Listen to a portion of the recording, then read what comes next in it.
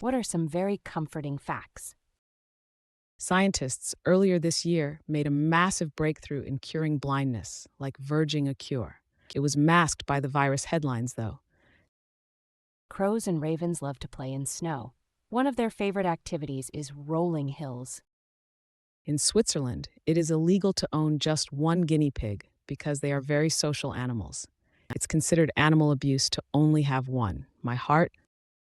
All those embarrassing/cringy memories that come flooding into your mind when you least expect it. Nobody else remembers them. Every last one of us has them. It's part of this complicated process called living. While you're busy remembering yours, everyone else is remembering their own. It's in the past. Nothing you can do right now can make it any better. Chalk it up as a lesson and reap the XP. About 65% of America's aluminum is currently recycled. Every minute, an average of 123,097 aluminum cans are recycled. On average, Americans recycle 2 out of every 3 aluminum cans they use. The average aluminum can contains more than 50% post-consumer recycled aluminum. It's just aluminum, but it shows that we can, as a society, recycle over half of the stuff we use, and we can start keeping the world clean. That and a push to renewable energy would be nice. Bees take naps in flowers, so yeah, it's okay to need a nap. Even busy bees do. If you make it to the airport without dying, you've already passed the deadliest part of plane travel. Swedish blood donors receive a text whenever their blood is used to help someone. All of the cardigans Mr. Rogers wore on camera were knit by his mother. Mr. Rogers' facts are the most wholesome facts. His favorite number was 143 because the words "I love you" have 1, 4, and 3 letters. There's a lighthouse in Massachusetts that blinks 143 and is known as the I Love You Lighthouse. Minot's Ledge Light in Cohasset. Your body is home to its own unique ecosystem, the human gut. Sounds gross, but billions of little creatures living inside you are helping you digest things, dispose of waste, and survive natural toxins in the food you consume. If you ever feel like you're useless or that your existence means nothing, that's not true. You literally mean the world to your gut flora. Goldfish can recognize their owners. Damn, he'd been watching you this whole time, and you didn't even know. I used to have a goldfish who would suck up a piece of stone and spit it against the glass to make a noise, so I'd know he wanted to be fed. Damn fish trained me. There's a volunteer organization called No One Dies Alone. You're at Sacred Heart's Medical Center. You're terminal. You need a companion. From someone to talk to, or just someone to hold our hand. They'll make sure someone will be there for you. Other hospitals have this too. I would like to volunteer for that. I have compassion like a motherfucker. In Dog's Wolf movies, where they use real-life dog actors, the people who have to edit all that sometimes have to add CGI tails because they dogs can't stop wagging their tail as they are so happy. I used to have a sweetheart of a dog who loved to roughhouse. She was big, and her play growls sounded scary if you didn't know how gentle she really was. Ever since her, when I see attack dogs on screen, I notice they often have the same body language and tone she had. My dog loses his mind over the water hose. If you were my neighbor, you'd think we were getting mauled by a dog, but he's all play. Lol. Otters hold each other's hands when they sleep so their mate won't drift away. After nearly 2 years, the DRC finally declared the end of its Ebola outbreak. Edit. I suppose I should have worded my comment a bit better. I am aware of the outbreak that started at the beginning of this month, but the fact that one outbreak ended is still comforting. Dogs make cute little sneezing sounds to tell you they are playing and not fighting. My dumb, giant, muscly American bulldog does this when we play wrestle. It's an adorable little reminder that although she could rip my throat out, she chooses not to. Jupiter gravitational mass is so immense. Modern science believe it's been protecting us from meteors for millions of years. It's highly likely your pet dreams of you in their sleep.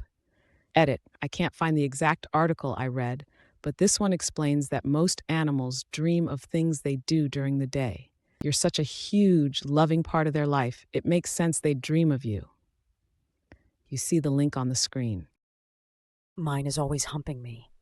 I don't want to really think about their dreams. Edit. Dang, this blew up. Dude, my rabbit does this all the time. I keep telling him I'm basically his mom, but he doesn't listen. Stan Lee started creating the Fantastic Four, Spider-Man, Iron Man, etc. at around 40. So even if you think that you can't get anything out of life, you still can push yourself creatively and leave a lasting impact on the world at an older age. I used to be a caregiver at a retirement home. I took care of a lady who started painting when she was 60 and kind of had an accidental career. She sold lots of paintings to hotels and in street fairs. She had a 20-year run as painter.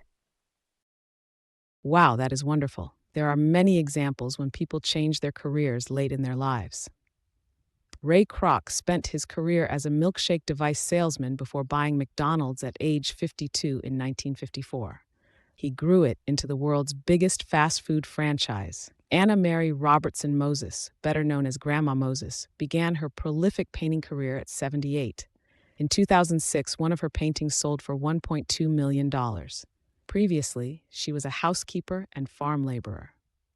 Larry David got his start as a writer for Saturday Night Live when he was in his late 30s, but he wasn't exactly successful. As he told Vanity Fair, the sketches would get cut. I only had one sketch on the entire year. Then, when he turned 42, he co-created Seinfeld, and the rest is TV sitcom history. Harrison Ford was a carpenter until his late 30s. Age is no barrier to do what interests you. It is never too late to start again. Pillow fighting is a real recognized sport in Canada. It was founded in Toronto in 2004 by the Pillow Fighting League. Scientists have discovered that rats love playing hide and seek and squeal with joy when finding being found. Edit. Wow, thank you so much for the award, my first ever on Reddit. I've always wanted a pet rat. This made me want one even more. Make sure to get multiple. They need rat buddies or they get depressed. I have 2, and they are very charming fellows. My boyfriend has a panic and anxiety disorder. Whenever he gets a panic attack, one of our cats will sit on him and purr loudly. It always comforts him and calms him down. We always joke that she is our little support animal. She is very attuned to our emotions and feelings. When my grandmother passed away and I was very sad, she would not leave me alone. She would just sit next to me in silence or occasionally let out a small mew to inform me she was still there. So, as conclusion, even if you're having a shit day, your pet still loves you. I heard cat purrs are at the perfect frequency to encourage healing. Also, cats secrete a hormone, which makes humans happy. That's a very good cat. A penguin was once knighted in Norway.